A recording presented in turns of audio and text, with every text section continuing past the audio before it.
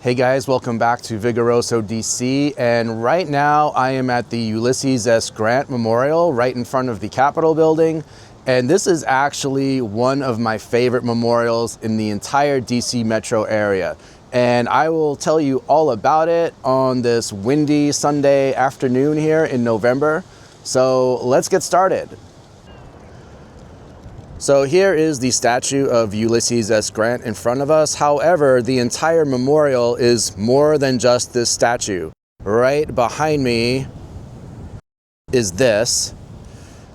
And you can't see it from here, but behind the statue on the other side at the same distance is another statue similar to the one I just showed you. And this is actually the largest equestrian statuary group in the United States and one of the largest in the entire world.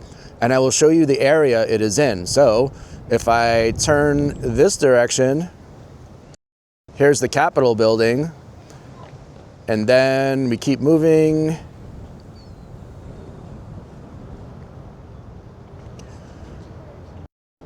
In front of us, we have the Capitol reflecting pool, and the Washington Monument is back there, and the Lincoln Memorial is even further back. So this is in quite a prime location, which is both a blessing and a curse. Now, why is it a blessing and a curse? That is because, well, the blessing is obvious. It is right at the foot of the Capitol building. It is right at the end of the National Mall. Great location. There's lots of important monuments and museums, memorials here. If you had one day to spend in Washington, D.C., this is the area you would come to. But it's also a curse because it gets completely overlooked. When people come here, they go straight to the Capitol building. They do all the other things I just pointed out, and they pretty much skip over this. Now, as a student tour director, we actually come down here all the time, but it's not to see the Grant Memorial. These steps right here, and also on the other side, is a very popular place for student groups to get professional group photos with professional photographers. And there'll be one set of photographers on the other side and one set on this side, and the kids all line up and they get their photos taken.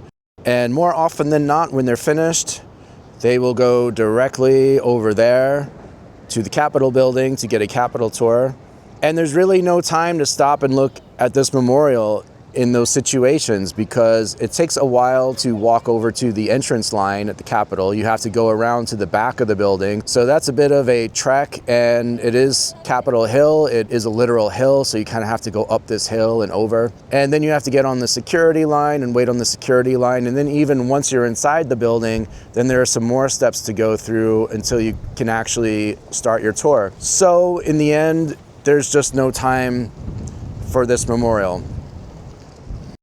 And really, if we stopped, even if I said, I could take 5 minutes, what's 5 minutes? I could take 5 minutes to stop and talk to them about this. Well, that would be a problem because during those 5 minutes, another large school group can get in front of us and get onto the security line first, and then we have to wait behind them. So that's the situation with me and my groups, and this is the situation for all the tour guides and their groups, and we're not able to stop here. The itineraries are so packed and there's so much to do. And then if you're talking about normal spectators, there are really only a handful of people here at a time actually looking at the memorial.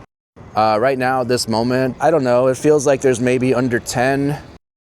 Just a little bit earlier, it felt slightly larger.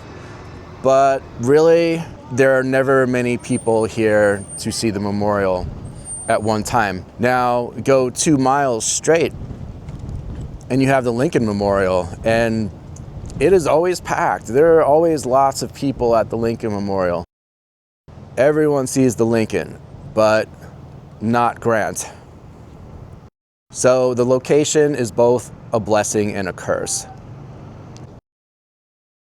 Ulysses S. Grant was our top general for Union forces during the Civil War, and many credit him as the reason for winning it in the end.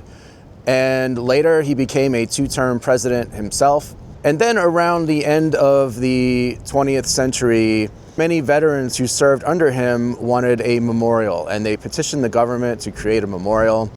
And the government decided they were going to allot $250,000 to build a memorial. Then the hunt was on to choose a sculptor. Who's the sculptor going to be? Now, the person who was chosen was a man named Henry Strady, and I will show you right here. It says Henry Strady, and his name is all over the memorial. It's very interesting that he was selected because he actually had no formal training as a sculptor. He had never been commissioned to sculpt anything before. His resume was basically a blank piece of paper with nothing on it. Meanwhile, there were maybe about 25 other applicants who were competing to get this commission.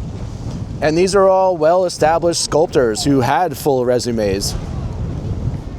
Yet Henry Strady was the one who was chosen. There was a panel of 4 people who made this decision, and 2 of them were 2 of the most famous, world-renowned sculptors of the day. And this was Augustus St. Gaudens and Daniel Chester French. Daniel Chester French, in fact, sculpted the Lincoln statue in the Lincoln Memorial. And they just saw something in him. They thought that he had what it took to do a great job, and they were straight. And I will show you evidence of that later in this video, of just how skilled he was as a sculptor. Henry Strady actually had a nickname, and his nickname was Slender. And when he would meet new people, he would say, "Hi, my name is Slender Strady." If you don't get the reference, then just completely forget I ever said it. I never said it.